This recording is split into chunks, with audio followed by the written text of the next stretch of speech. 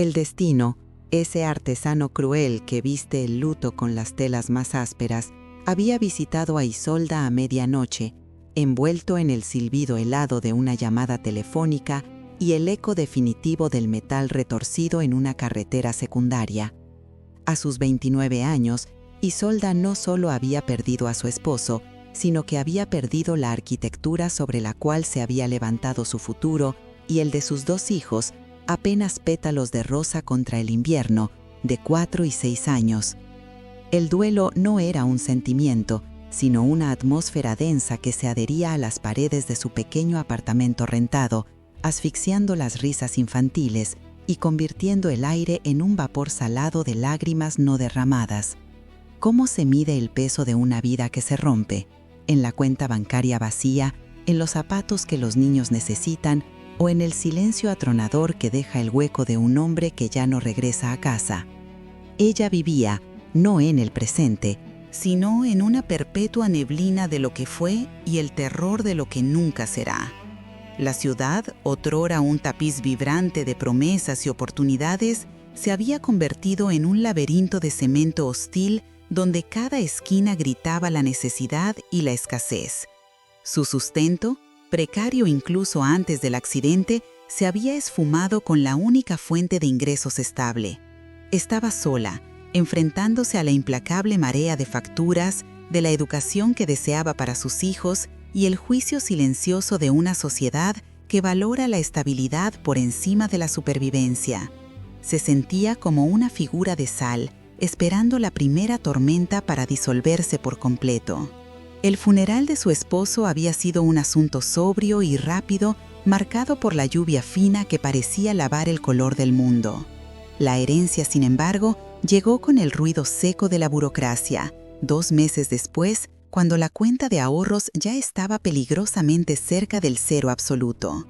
La lectura del testamento del abuelo materno, Félix, había sido postergada hasta que la propia Isolda pudiera recuperar cierta compostura, aunque el notario, un hombre de rostro pálido y gestos medidos, parecía dudar que tal cosa fuera posible. Félix, su abuelo, había muerto hacía casi 2 décadas, un hombre enigmático, un periodista de la vieja guardia, conocido por su obstinación y su repentino e inexplicable silencio tras la caída del primer régimen. Había sido un hombre de principios férreos, de esos que se rompen antes de doblarse, y su memoria era una colección de historias a medias y miradas esquivas. El notario, carraspeando para aclarar su garganta seca, procedió a listar los bienes. Isolda esperaba, con el corazón latiendo un ritmo enfermo, una salvación, un pequeño fondo, quizás una propiedad lejana, cualquier cosa que le diera aire para un año más. Se mencionaron varias cuentas de ahorro y propiedades menores que ya habían sido distribuidas a otros parientes, mucho más acomodados. Finalmente, llegó a su nombre. El hombre deslizó los dedos por el pergamino. A la señora Isolda Rivas, leyó con voz monótona, su abuelo Félix legó los siguientes bienes. En primer lugar, la propiedad ubicada en el antiguo barrio de La Cuesta, conocida como Casa Búho, la cual, debo advertir, se encuentra en un estado de ruina avanzada y posee un alto gravamen de impuestos pendientes. Y en segundo lugar, un objeto personal de incalculable valor sentimental para el difunto, una máquina de escribir. La decepción fue un golpe físico, un puñetazo en el estómago. La Casa Búho era una leyenda de goteras y abandono, conocida por su inaccesibilidad y la deuda municipal que nadie quería pagar. ¿Y una máquina de escribir? En la era digital, donde el papel mismo parecía una antigualla, ¿qué valor práctico podía tener un objeto tan anacrónico? Una risa amarga y breve intentó escapar de su pecho, pero se ahogó en un gemido. Los demás parientes, sentados en sillones de cuero, apenas contuvieron una mueca de lástima condescendiente. Isolda no recibió un salvavidas, recibió un ancla oxidada. Aceptó la herencia con una firma temblorosa, la caligrafía de una mujer al borde del abismo. La casa era impensable, una responsabilidad que no podía asumir. El único bien que podía transportar era la máquina. Días después, la máquina de escribir llegó a su apartamento, envuelta en una lona polvorienta. Era una Royal Standard de 1937, pesada como un yunque. Su armazón de hierro fundido, pintado de un esmalte negro que ahora era más carbón mate que brillo, portaba cicatrices y abolladuras que hablaban de viajes, exilios y quizás de golpes violentos. Las teclas, de marfil amarillento y bordes gastados, parecían dientes viejos listos para morder el papel. Cuando la destapó, el olor que emanó fue el de una biblioteca olvidada, metal oxidado, aceite rancio y el polvo de 10.000 palabras no dichas. «Mami, ¿qué es esto?», preguntó Elías, su hijo mayor, tocando con un dedo vacilante la barra espaciadora. «Es una máquina de contar historias, corazón», respondió Isolda, acariciando la tapa protectora. Pero en su mente la pregunta retumbaba. ¿Qué clase de legado de hambre y melancolía era este? Su abuelo, un hombre que había visto la caída de imperios y la ascensión de tiranos, le había dejado un monumento a la obsolescencia. Isolda intentó venderla. Contactó a anticuarios, a coleccionistas de objetos de oficina, pero el precio ofrecido era ridículo, apenas suficiente para pagar la factura de la luz. Decidió entonces colocarla en el rincón más oscuro de la sala de estar, como un monolito de su fracaso y la indiferencia del destino. Pero la necesidad es una amante celosa que exige atención constante. Isolda necesitaba dinero desesperadamente. Recordó que, en sus días de universidad, había sido una escritora talentosa, capaz de redactar artículos y trabajos académicos con velocidad. Tal vez, pensó, podría resucitar ese talento. Pero no tenía computadora. La suya se había descompuesto meses atrás y repararla costaba un ojo de la cara. Una noche de lluvia torrencial, con el hambre sorda royéndole las entrañas, Isolda se sentó frente a la Royal Standard. Encendió una lámpara de lectura, cuyo débil resplandor apenas rompía la oscuridad, y deslizó una hoja de papel blanco, tan inmaculado como la vida que había perdido. El sonido. Ah, el sonido. No el clic suave y digital de un teclado moderno, sino el zuac resonante, metálico y profundo de la palanca golpeando la platina. El ruido era poderoso, casi violento, un lamento mecánico que parecía despertar ecos en la habitación. Cada letra escrita era una afirmación, una lucha contra el silencio. Comenzó a teclear, intentando redactar una carta de presentación para un trabajo administrativo. Las teclas estaban duras, el carro se movía con una resistencia casi moral. Las letras no siempre se alineaban perfectamente. Algunas se superponían, otras se desvanecían. Era una máquina que exigía fuerza, concentración y respeto. Pasaron semanas de lucha y frustración. Isolda lograba apenas conseguir pequeños trabajos de transcripción pagados de forma miserable. Se sentía atrapada, encadenada a esa máquina prehistórica que era, irónicamente, su única herramienta de trabajo. Un martes por la mañana, mientras intentaba teclear con especial furia un manifiesto político anónimo que le habían encargado, la tecla de la S se atascó. No era un atasco simple, la palanca se había bloqueado en posición vertical y por más que intentaba moverla, se negaba a ceder. Frustrada y cerca de las lágrimas, Isolda levantó el conjunto de palancas para inspeccionar el mecanismo interior, esa compleja telaraña de resortes y engranajes. Fue entonces cuando lo vio. En el corazón del mecanismo de la S, en la base de la cuna donde reposa la palanca, había una pequeña cavidad, limpiada de grasa y polvo, con un cuidado que contrastaba con el abandono general de la máquina. Y dentro de esa cavidad, escondido bajo el metal y fijado con una gota minúscula de cera de sellar seca, había un fragmento de pergamino, enrollado tan apretadamente que parecía un diminuto cigarrillo de papel. El corazón de Isolda saltó. La máquina de escribir no era solo una máquina, era un cofre. Con dedos temblorosos y utilizando la punta de un alfiler, logró sacar el diminuto cilindro. Desenrollarlo fue un acto de arqueología emocional. El papel era fino, casi transparente, y estaba cubierto con una caligrafía diminuta y elegante que reconoció de inmediato: la letra inconfundible de su abuelo Félix. La tinta, de un color sepia desvaído, había sido aplicada con una pluma fuente de precisión. El mensaje no era una carta, sino un conjunto de coordenadas y un acertijo cifrado en 4 líneas. El metal esconde el fruto de la tierra. Donde el águila mira, el cuervo calla. Busca la fuente que fluye, no el río que corre. El peso del tiempo es el silencio del oro. Isolda leyó las líneas una y otra vez. Se sentó en el suelo con el papel en la mano, mientras los niños jugaban ajenos a la revelación. La decepción inicial de la herencia se transformó en una punzada de esperanza cruda y aterradora. Su abuelo no había sido indiferente, había sido precavido. Pero, ¿precavido de qué? Félix había vivido en una época marcada por el terror y la expropiación. Décadas atrás, la nación había sucumbido a la fiebre del totalitarismo, una era donde la ley era caprichosa y la propiedad era un concepto líquido sujeto a la voluntad del dictador de turno. Los hombres de negocios, los terratenientes y especialmente los periodistas críticos como Félix habían sido despojados, encarcelados o silenciados. Isolda recordaba vagamente los murmullos familiares sobre cómo Félix había perdido todo de la noche a la mañana.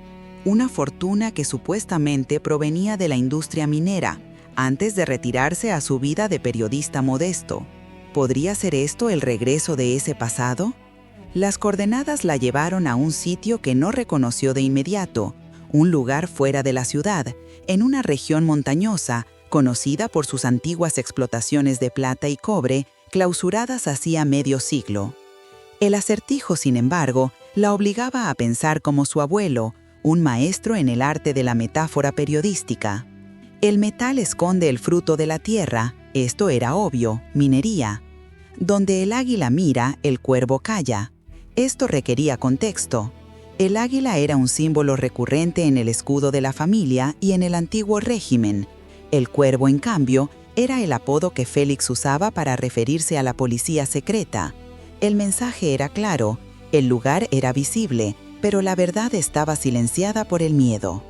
Isolda comenzó a investigar a su abuelo con una nueva urgencia. Visitó archivos, bibliotecas polvorientas y registros de propiedad olvidados.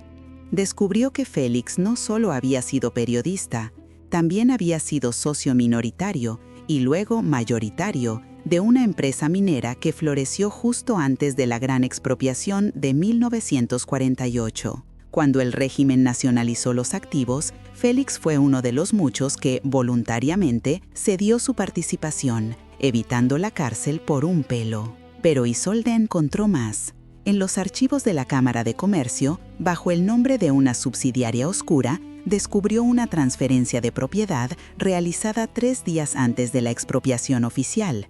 Una pequeña, insignificante parcela de tierra en las montañas, justo en las coordenadas indicadas en el pergamino. La propiedad fue registrada a nombre de Casa Búho Sap, la misma propiedad ruinosa que le habían legado. La casa, por lo tanto, no era la herencia, sino la llave. Era la única posesión que el régimen, en su prisa por confiscar los grandes activos, había pasado por alto por su aparente falta de valor inmediato y su nombre genérico. Ahora, la última línea del acertijo resonaba con una potencia terrible. El peso del tiempo es el silencio del oro. Isolda comprendió la estrategia de su abuelo. Félix había sabido que el régimen caería, pero no cuándo. Había ocultado la prueba de propiedad de un vasto territorio minero, dejándolo en manos de su legado más despreciado, la Casa Búho y la máquina de escribir, esperando que el paso del tiempo purificara el aire de la tiranía y permitiera a su descendiente actuar. Si hubiera dejado un testamento claro, la fortuna habría sido confiscada al instante. Al disfrazarlo de un regalo sentimental y una ruina, había enterrado el secreto a plena vista. El camino hacia la verdad estaba sembrado de riesgos. El terreno minero, aunque legalmente de su propiedad, estaba clasificado como abandonado y, en la práctica, era controlado por mafias locales que explotaban los restos de los yacimientos. Isolda no solo luchaba contra el fantasma de un régimen muerto, sino contra los lobos vivos del presente. Decidió enfrentar la Casa Búho. El viaje fue arduo. La casa se encontraba en las afueras, una estructura de piedra decrépita, cubierta de hiedra y con el techo hundido.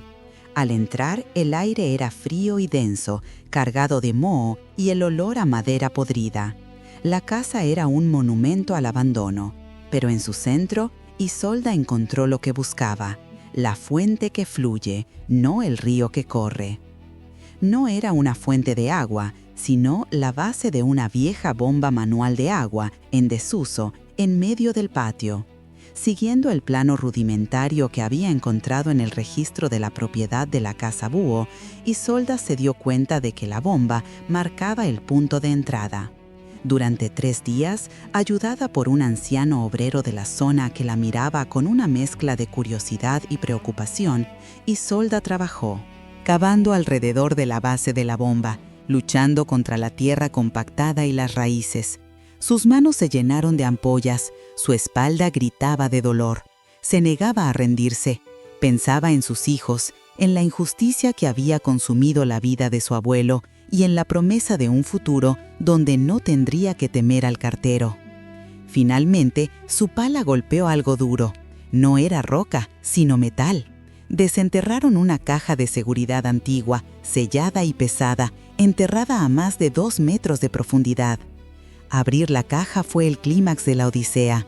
Isolda no tenía la llave, pero el anciano obrero, un hombre con experiencia en el manejo de cerraduras antiguas, logró forzarla. El clic de la apertura resonó en el patio vacío como un disparo a través del tiempo. Dentro de la caja no había lingotes de oro, sino algo mucho más valioso en la Corte de la Justicia: papel. Documentos notariales originales de 1948, certificados de acciones, mapas geológicos detallados y, lo más importante, una escritura de propiedad inalienable firmada por Félix, transfiriendo a un trust familiar gestionado por la Casa Búho los derechos de explotación de la Veta de la Estrella, un yacimiento de cobre y tierras raras que, según los mapas, era 10 veces más grande de lo que se había creído originalmente. El abuelo Félix no había perdido la propiedad, la había congelado en el tiempo. El shock fue paralizante. Isolda tenía en sus manos no solo riqueza, sino el derecho a reclamar una parte de la historia de su nación. La Veta de la Estrella era, según estimaciones modernas que Isolda investigó de inmediato, un tesoro dormido, vital para las nuevas tecnologías. El camino de la redención no fue fácil. Reclamar la propiedad implicó una batalla legal épica contra el Estado y contra los intereses creados que habían explotado la tierra ilegalmente durante décadas. Isolda, apoyada por los documentos irrefutables de su abuelo, se transformó. La viuda frágil y temerosa dio paso a una mujer de acero con la tenacidad forjada en la necesidad y la indignación histórica. En las audiencias, Isolda no solo presentó los documentos, contó la historia de Félix, habló de la máquina de escribir como el último refugio de la verdad en un país donde la mentira era la moneda de cambio. Preguntó al tribunal y a la nación entera si el destino de una familia debía ser consumido por la codicia de un régimen pasado. ¿Podía un legado de injusticia ser revertido simplemente por el coraje de un hombre que decidió esperar 50 años en el silencio? La justicia, lenta y a menudo ciega, finalmente prevaleció. Isolda ganó el caso. La victoria fue más que financiera, fue una reivindicación moral. La Casa Búho, restaurada con respeto a su historia, se convirtió en la sede de la nueva fundación minera de Isolda, que se comprometió a gestionar el yacimiento con ética y respeto ambiental, creando prosperidad donde antes solo había explotación.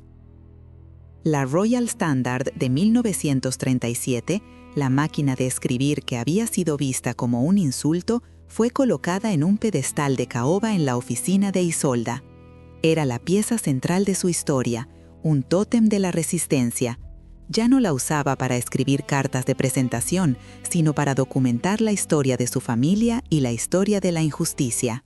A veces, al atardecer, Isolda se acercaba y tocaba las teclas de marfil amarillento.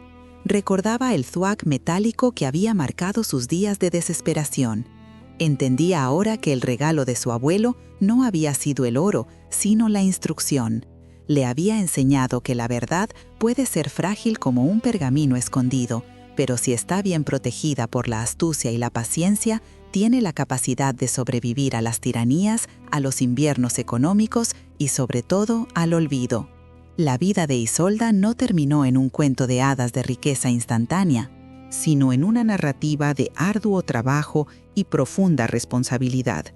Sus hijos crecieron sabiendo que su herencia no era solo material, sino histórica, el legado de un abuelo que había preferido el silencio estratégico a la rendición. Ella había aprendido que, en el drama épico de la existencia humana, a veces los objetos más insignificantes, las reliquias más obsoletas, son los que contienen la clave para desentrañar los mayores secretos y, en última instancia, para redimir el tiempo perdido y restaurar la dignidad robada por la historia.